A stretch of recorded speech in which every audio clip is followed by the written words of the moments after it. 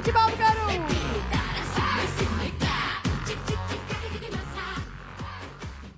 అందరికీ నమస్కారం అండి. సినిమా 2 రోజుల్లోనే రిలీజు. చాలా టెన్షన్గా ఉంది, నెర్వస్గా ఉంది. ఇక్కడికి వచ్చిన మంత్రి గారికి, దుర్గేష్ గారికి, ఎంపీ చిన్ని గారికి థ్యాంక్ యూ సార్. మీ సపోర్ట్తో చాలా గ్రాండ్గా జరుగుతుంది function. Thank you sir, thank you so much. నా చేతులు కాళ్ళు వణుకుతున్నాయి, నిజంగా చెప్తున్నా. మాట్లాడేసిందంతా పెద్దోళ్ళు మాట్లాడేశారు. కానీ చెప్తా, 5 సంవత్సరాల తర్వాత, ఉప్పిన తర్వాత 5 సంవత్సరాల తర్వాత మళ్ళీ ఇంకో సినిమా చేశాను నేను. ఉప్పినకి నేషనల్ అవార్డు వచ్చింది, చాలా డబ్బులు వచ్చాయి ప్రొడ్యూసర్ గారికి, నాకు కూడా. ఇన్ని సంవత్సరాల టైం ఎందుకు తీసుకున్నారా అంటే అది ఓన్లీ పెద్ద సినిమా కోసం తీసుకున్నా.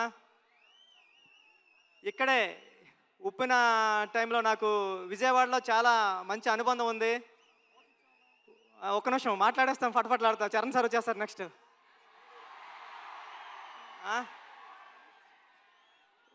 ఉప్పెన నేను ఇక్కడే నాగార్జున యూనివర్సిటీ దగ్గర సైకిల్ తొక్కుంటా రాసుకున్నాను స్టోరీ. నేను ఫాదర్ అవుతున్నానని డాక్టర్ గారు చెప్పింది కూడా విజయవాడలోనే. ఆ దుర్గామాత బ్లెస్సింగ్స్ నాకు ఎప్పుడూ ఉంటాయని కోరుకుంటున్నాను. చరణ్ సార్, నేను ఉప్పెన అయిపోయిన తర్వాత ఎవరితో సినిమా చేయాలని టెన్షన్లో తిరుగుతూ ఉంటే నన్ను మీ దగ్గరికి తీసుకొచ్చారు మా గురువుగారు సుకుమార్ గారు. థ్యాంక్ యూ సుక్కు సార్, నన్ను చరణ్ సార్ దగ్గర కూర్చోబెట్టినందుకు తీసుకెళ్ళి. అంటే నాకు ఉప్పిన మెగాస్టార్ చిరంజీవి గారు ఇస్తే పెద్ది రామ్ చరణ్ గారు ఇచ్చారు. నేను చరణ్ సార్కి స్టోరీ చెప్పాను, దేవుణ్ణి మొక్కుని వెళ్ళాను. ఒక్క కరెక్షన్ కూడా చెప్పకుండా, స్వామి దత్తాత్రేయ స్వామి ఇది ఓకే చేస్తే నీకు రుణపడిపోతానని. చరణ్ సార్ ఒక్క కరెక్షన్ కూడా చెప్పలేదు. పెద్ది అంటే ఒక కమర్షియల్ ఫిల్మ్లా కనిపిస్తుంది మీకు, కానీ ఇది కమర్షియల్ ఫిల్మ్ కాదు. చాలా కమర్షియల్ ఫిల్మ్గా ఉంటూ ఒక ఎమోషనల్ డ్రామా ఇది. ఒక ఆటగాడి జర్నీ. అంటే ఆట అంటే ఇన్నాళ్ళు ఆట అంటే ఆగతాయితనంగా ఉంటుంది, కానీ ఆట ఏం తీసుకొస్తుంది ఒక మనిషికి? తన ఐడెంటిటీ తీసుకొస్తుంది, తన గౌరవం తీసుకొస్తుంది, తన చుట్టూ ఉన్న మనుషుల్ని కూడా మారుస్తుంది అని చెప్పే కథ పెద్ది.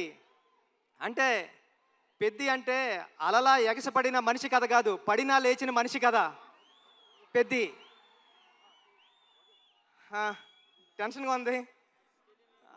చరణ్ సార్, అంటే ఈ జర్నీలో మీతో గడిపిన రోజులన్నీ నాకు గుర్తున్నాయి. షూటింగ్ డేస్ నుంచి మీరు ఎక్కడున్నాడు కూడా కనిపిస్తలేదు నాకు.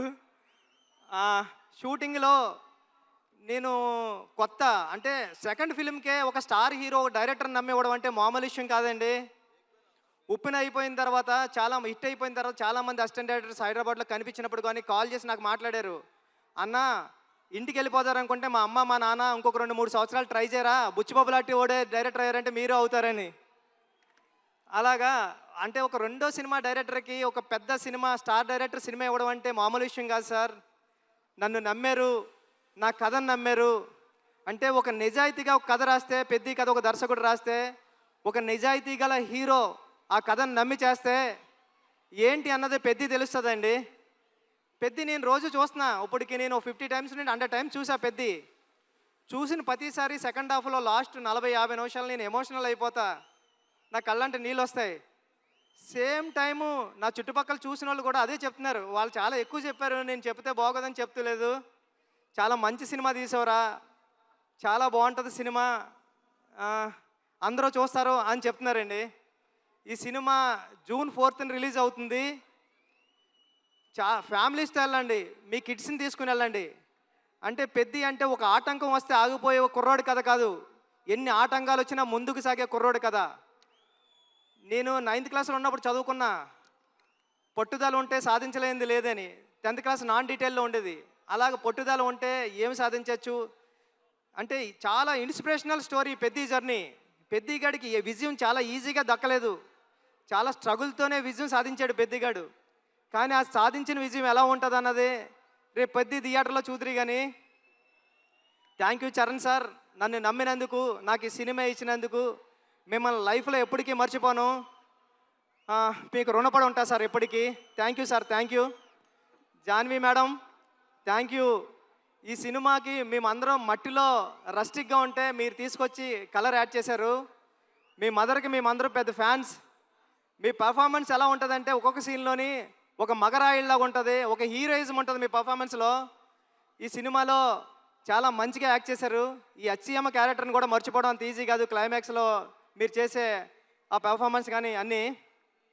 Satish sir, thank you so much. ఇంత పెద్ద సినిమాని నమ్మి ఏ రోజు ఒక మాట అనకుండా నన్ను ఒరే నువ్వు చేసుకోపో అన్నారు. ఇది 350 కోట్లు ఎంత అయింది, నాకు 25 కోట్లతో తీసా పెద్ద సినిమా. రవి గారు గట్ట ఉన్నారు, కానీ ఇప్పుడు ఇంత బడ్జెట్ సినిమా నాకు ఇచ్చారు. నేను జాగ్రత్తగానే చేశానని నమ్ముతున్నా, ఎందుకంటే మీరు ఎప్పుడు నవ్వుతానే స్మైల్తోనే ఉన్నారు. Thank you sir, thank you so much. Jagapathi Babu గారు, అంటే హీరో గారిలో రామ్ చరణ్ గారిని ఎలాగా నమ్ముతారో దీంట్లో అప్పల సూర్య అనే క్యారెక్టర్ ఉంటుంది. అది చాలా చాలా మంచి క్యారెక్టర్ అండి. అప్పల సూరి ఫస్ట్ హాఫ్లో అప్పల సూరిని హీరో గారిని ఎంత బరువైన హృదయంతో మోస్తారో అప్పల సూరి క్యారెక్టర్ని కూడా అంతే బరువైన హృదయంతో మోస్తారు. అప్పల సూరి సీన్స్ వచ్చినప్పుడు మీ కళ్ళంటే నీళ్ళు తిరగకపోతే నా పేరు బుచ్చిబాబు సానాయ్ కాదు. దివ్యేంద్ర గారు, love you so much brother. మీ మిర్జాపూర్ సినిమాకి నేను పెద్ద ఫ్యాన్. మీరు రైల్వే మ్యాన్ కానీ అని. Thank you so much sir. మీరు దీంట్లో పెద్దలో పార్ట్ అయినందుకు, ఆన్ బోర్డ్ అయినందుకు thank you so much sir. మీరు చాలా super actor. Love you sir. రండి సార్. ఈ విజువల్స్ అందరూ చెప్తున్నారు, చెన్నైలో నేనుండి రెహమాన్ గారి దగ్గర ఉండి చేసినప్పుడు చెప్తున్నారు అందరూ, ర్యాండీ గారు చాలా బాగా తీశారా, పిక్చర్ అదిరిపోయింది అని. Thank you sir. నేను రాసుకున్న 10 అక్షరానికి ప్రాణం పోశారు. చరణ్ సార్ పర్ఫార్మెన్స్ అంతే నెక్స్ట్ లెవెల్లో చూపించారు. మీరు పెట్టే బ్లాగులు ఎంత బాగున్నాయంటే అది రేపు పొద్దున్న సినిమాలో ఆడియన్స్ అందరూ విట్నెస్ చేయాలని కోరుకుంటున్నా సార్. సార్ అవినాష్ కోలా గారు, థ్యాంక్ యూ. చాలా సెట్లు వేశారు, ఒక 20 సెట్లు వేశారు. వేసి చాలా మంచిగా న్యాచురల్గా తీశారు అవినాష్ కోలా గారు. ఆర్ట్ డైరెక్టర్ అవినాష్ కోలా గారికి థ్యాంక్ యూ. ఏకాంబరం గారు, కాస్ట్యూమ్ డిజైనర్ ఏకాంబరం గారికి చాలా న్యాచురల్గా తీసుకొచ్చారు, ఆయనకి thank you. AR Rahman sir, మీ చికిరి రై రై రారా హలో హలో అన్ని పాటలు హిట్.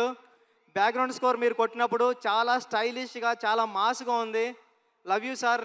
ఈ సినిమాకి మీరు మ్యూజిక్ డైరెక్టర్గా చేయడం అన్నది నా చిరకాల వాంఛ కోరిక, అది తీర్చారు. Thank you sir. Thank you so much.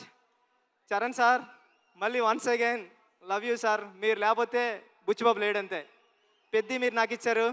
లైఫ్లో ఎప్పటికంటే నేను మాట్లాడలేకపోతున్నాను, నా చేతులు తిమ్మిరెక్కుతున్నాయి సార్. అంటే నర్వస్గా ఉంది. జూన్ 4th ఈ సినిమా వస్తుంది. మీ ఫ్యామిలీతో వెళ్ళండి, మీ కిడ్స్ని తీసుకెళ్ళండి, చాలా బాగుంటుంది. చాలా ఎమోషనల్ అవుతారు, చాలా ప్రేమిస్తారు. పెద్దిని ప్రేమిస్తారు, పెద్దిని లవ్ చేస్తారు, పెద్దితో ఆడతారు, పెద్దితో పాడతారు. పెద్ది మీ ఇంటికి వస్తాడు, ఒరే భలే చేశాడు రా చరణ్ గారు అని చెప్పుకుంటారు. ఒక సెకండ్ హాఫ్లో 4-5 సీన్లు ఉంటాయండి. చరణ్ సార్ పర్ఫార్మెన్స్ ఎలా ఉంటుందంటే మీ కళ్ళంటే నీళ్ళు రాకుండా ఉండవు. Charan sir thank you sir. June 4th థియేటర్స్లో కలుద్దాం, ఎమోషన్ అవుదాం. Thank you sir. Thank you so much. Thank you sir. Thank you. Buchibabu గారు, వెళ్లే ముందు I know you are very emotional already. అయితే వెళ్లే ముందు ఒక క్వశ్చన్. 10 సంవత్సరాల తర్వాత ఈ సినిమా గురించి జనాలు మాట్లాడుకునేటప్పుడు ఏం చెప్తే బాగుంటుంది అని మీరు అనుకుంటున్నారు? ఎలా చెప్పుకుంటారు? 10 సంవత్సరాల తర్వాత ఈ సినిమా గురించి గుర్తించుకోవాలంటే రామ్ చరణ్ అంతే. చరణ్ గారు ఈ సినిమా కథ ఓకే చేయడం అంటే మామూలు ఇష్యూ కాదు. రేపు పొద్దున్న మీరు స్క్రీన్ మీద చూద్దరు కానీ ఇలాంటి కథ ఒక స్టార్ హీరో ఓకే చేస్తాడా అని. స్టార్ హీరో ఎందుకు ఓకే చేశారు? ఒక కథను నమ్మితే ఆయన కూడా ఒక కథ నమ్మి మీ అందరికీ ఒక మంచి కథ, మన రూటెడ్ కథ, మన విజయనగరంలో జరిగిన ఒక కుర్రోడి కథ చూపించడానికి వస్తున్నామండి. Thank you sir. Thank you madam. Thank you Suma గారు. Thank you so much. మీరు చాలా బ్యూటిఫుల్గా ఉన్నారు. Thank you sir. Thank you.